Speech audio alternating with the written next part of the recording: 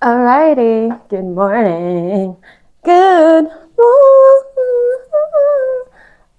morning. Yeah, um, I've just been here getting ready with a gazillion thoughts going through my mind. I've been partly off my meditation, my breath work, my yoga, my stretching, because it's just been an interesting end of year. I have to make a decision that's very different from the decisions I usually make. So I know for sure that I'm on the right track, just trying something new. And that decision involved just being away from my family for Christmas time. And it's going well. I think it's going well. It's different from a decision I'd usually make, but then again, I'm not complaining. I'm not complaining at all. It's been a very interesting season. Like for the last 3 years, actually since 2022, I've been like falling sick during December. And I know it's because of like fatigue or stress because I work a lot. But then again, I also have this thing of like, don't start the new year and the same, like just be a different person. And the truth of the matter is, I'm also learning like you can't keep constantly reinventing yourself in that way of like, new year, new beginnings is okay, but don't get so caught up in like being so brand new. You forget the elements of the old, of who you were before, or what actually gets you to be a different person. So, like consult, you have to be okay with consulting from the old to get into the new, right? And the new can look like something different. It doesn't always have to be that imagination thing you've got going on. Yeah, but yeah, it's just a few days to the new year, and I'm excited. Okay, not really, I'm tired. Crazy. I feel like my body was trying to fall sick again, but I'm keeping it off. Like, I'm looking after myself. I'm going to the gym. I'm eating well. I'm hydrating. I've just been doing more than I usually do so that my body is able to know that there are certain options that we don't have. Um, on top of that, I'm also giving myself the grace because it's a new decision. So I think my body's also reacting to the new decision that we made. It's a whole different life. And yeah, but like I said, it's going well. It's different. It's very different. Um, Another thing that I've been thinking about is how, we've been in the social media era for a while.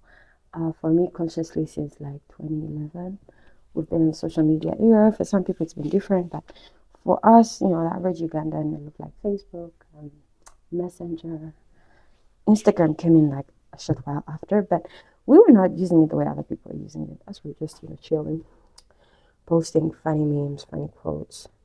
What comes to mind is like there's this folder I once posted that had about 87 photos, and it was during that keep calm and something era. The keep calm photos with like the crown and everything. And I was so excited by it. I loved that era. I just felt like, oh yeah, keep calm and celebrate love. Just seemed right. So yeah, I had that era, and yeah, after some time I deleted the whole folder because it just seemed a bit dramatic. Uh, but yeah, I really was one of those girls that didn't have a hard time with like social media, Facebook, Instagram. I loved posting. I also feel like I was popular also because I was getting like 1,000 likes at the time. That was a big deal.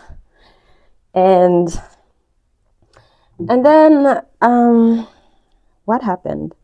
So shortly after that, now that was from like 20, I think 2013 to 2017. Yeah, I was posting a lot. And then in 2018, my whole world changed. I had culture shock. I was starting my life in a new country. Everything was just different. I was stressed, like per second. And maybe I was just in my head, but also I was just shocked. I feel like I kind of caught up after. The shock made me make decisions like I went from like posting to deactivating my Instagram every 4 days because I just felt like I had this massive fear of being perceived. I felt like no one needs to be knowing me like this anymore. I don't know what I'm doing. Instead of just like embracing the flow and feeling good. Another thing is there was a lot of comparison going on. I think I actually made a video on my channel about like things I should have known when I went abroad. So yeah, check it out if you are one of those people who's abroad right now or studying abroad and you're very nervous about life. You're not alone. So many people go through that. So the first thing I advise you is talk to someone. And you can also check out the video. Actually, someone asked for a part 2, so I need to get to that. But yeah, during that time, I just felt like my world was so small and yet so big, and people expected me to show up a certain kind of way. So I didn't know how to show up.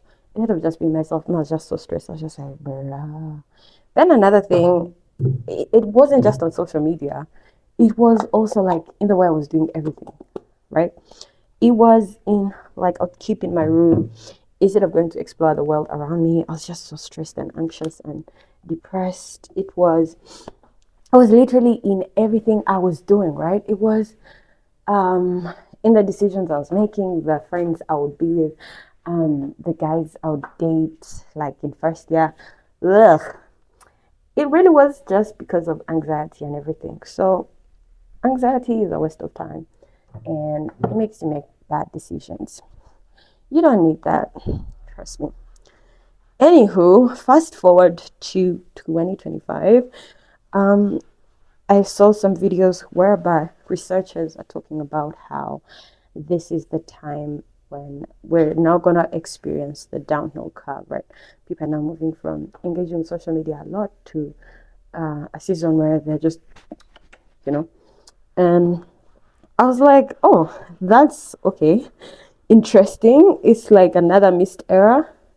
I only had that feeling like when I came back home and I just felt like, damn, I actually lived abroad for a while and I didn't maximize my opportunities. So now I just feel like I'm going to make the most of it while it's still happening. It's going to be a downward curve, but